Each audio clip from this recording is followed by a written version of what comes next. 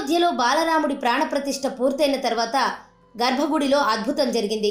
సోమవారం అట్టహాసంగా బాలరాముడి ప్రాణప్రతిష్ఠ కార్యక్రమం జరగ్గా మంగళవారం సాయంత్రం అయోధ్యలో ఓ అరుదైన అద్భుత ఘటన జరిగింది. దీంతో ఆలయ అధికారులు సంబరపడిపోతున్నారు. ఆ దేవుడే ఈ విధంగా దిగివచ్చాడంటూ ఆనందం వ్యక్తం చేస్తున్నారు.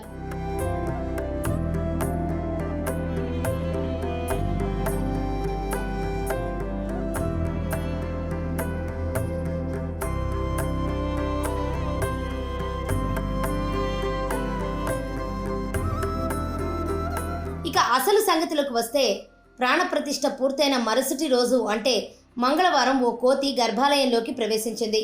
బాలక్రామ్ కొలువైన గర్భగుడిలోకి చేరి పచారులు చేసింది. మంగళవారం సాయంత్రం 5:50 సమయంలో ఈ ఘటన జరిగింది. దక్షిణ ద్వారం గుండా లోనికి ప్రవేశించిన వానరం ఉత్సవ విగ్రహం వద్దకు వెళ్ళినట్లు తీర్థక్షేత్ర ట్రస్ట్ ఓ ట్వీట్ చేసింది. అనుకోని అతిథి రావడంతో భద్రతా సిబ్బంది కంగారు పడ్డారట. విగ్రహానికి ఏమైనా ఇబ్బంది కలిగిస్తుందేమోనని భయపడ్డారట. కానీ ప్రశాంతంగా ఉత్సవమూర్తి వద్దకు వెళ్లిన వానరం అక్కడి నుంచి ఉత్తర ద్వారం వైపు వెళ్ళిందట. అది మూసివేసి ఉండటంతో తూర్పు ద్వారం వైపుగా వచ్చి అటు నుంచి బయటకు వెళ్ళినట్లు ట్రస్ట్ పేర్కొంది.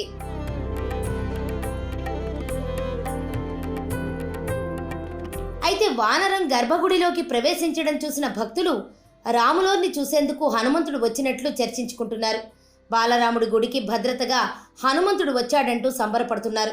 ప్రారంభోత్సవం జరిగిన మరుసటి రోజే ఇలా జరగడం శుభ సంకేతమని అభిప్రాయపడుతున్నారు.